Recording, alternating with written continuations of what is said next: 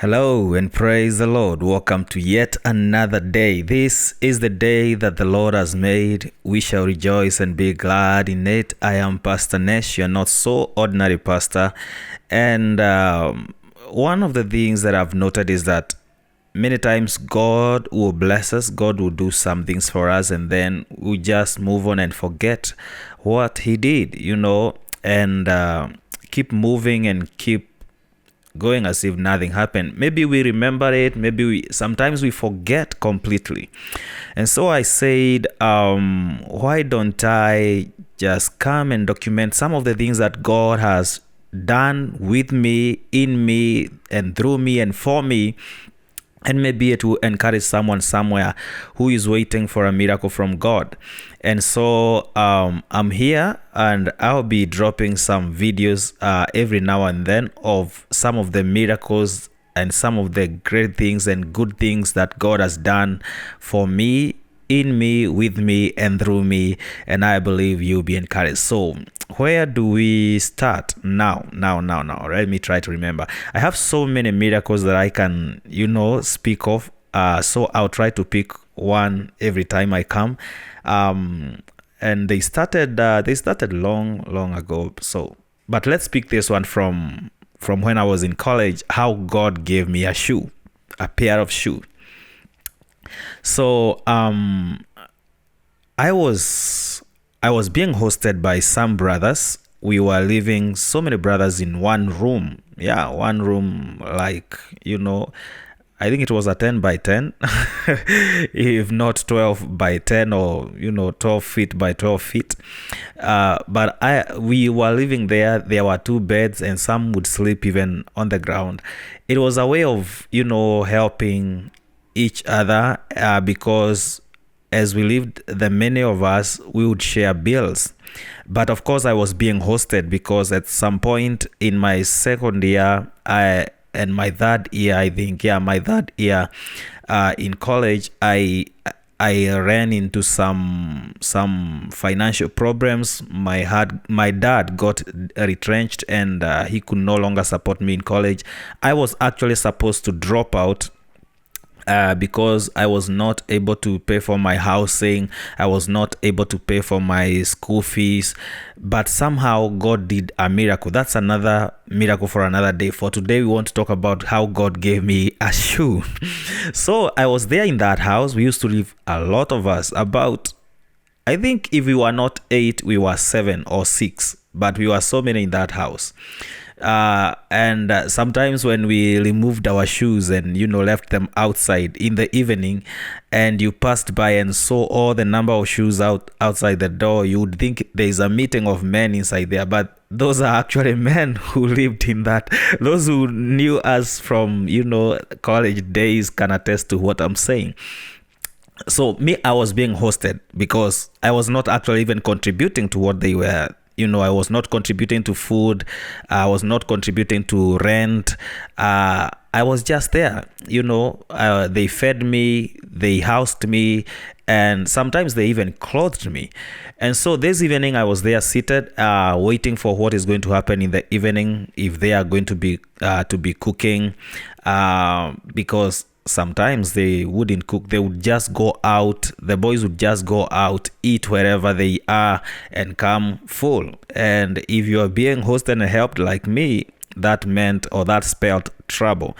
But that evening, it looked like it was one of those days. But as I waited there on the bed, I received a call from the man that brought me to this house. He's called Andrew Kidhure.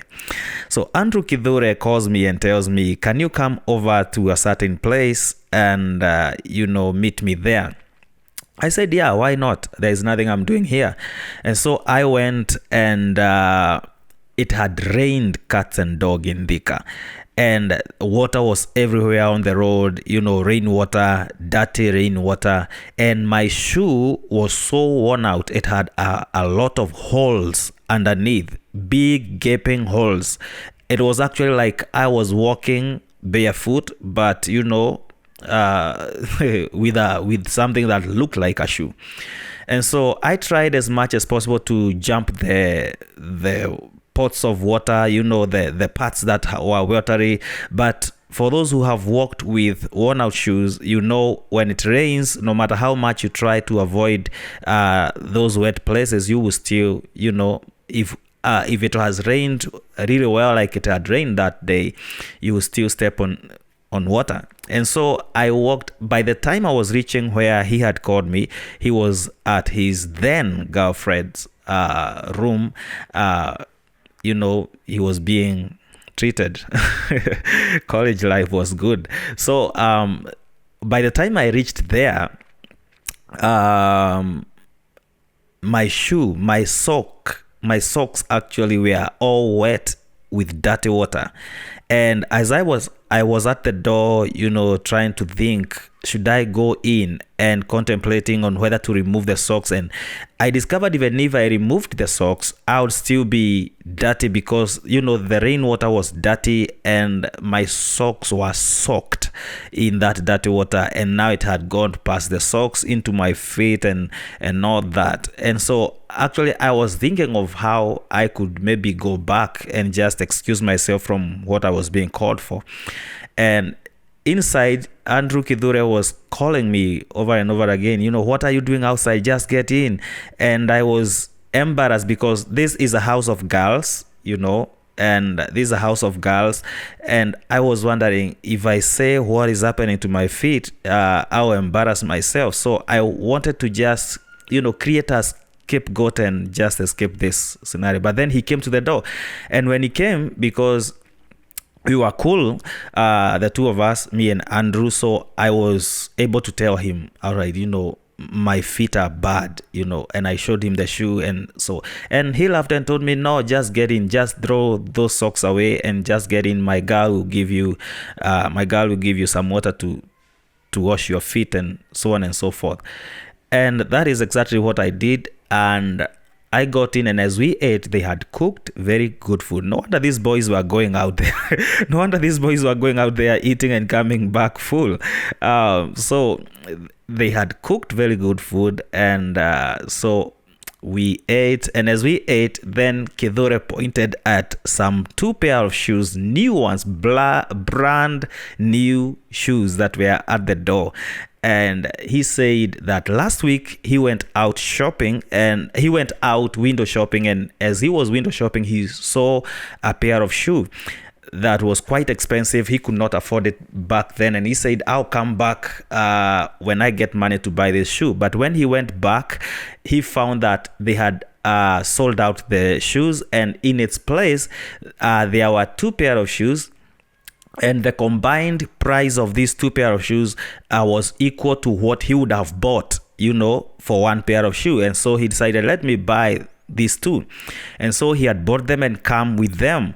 And he was saying he was fighting this conviction to give me one of the pairs. But now he had realized that actually God intended him to buy 2 pair of shoes so that he may give one to me.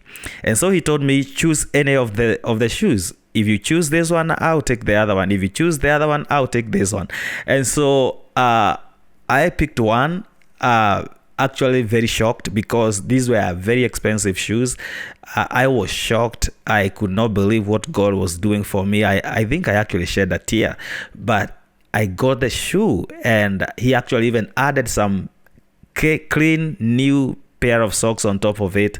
And that is how I walked out of that room back to our room with a new pair of shoes and you know, a new pair of socks. So I'm here to encourage you, ladies and gentlemen. God is still in the business of doing miracles. If you are there and you're waiting for a miracle from God, don't worry, don't give up. Still keep believing, keep trusting, keep waiting, and don't give up on God, and He will soon come and surprise you. May God bless you. May God keep you. May God lift you higher than I am. As always, until you see me in the next video where I drop another miracle, shalom, and keep the faith.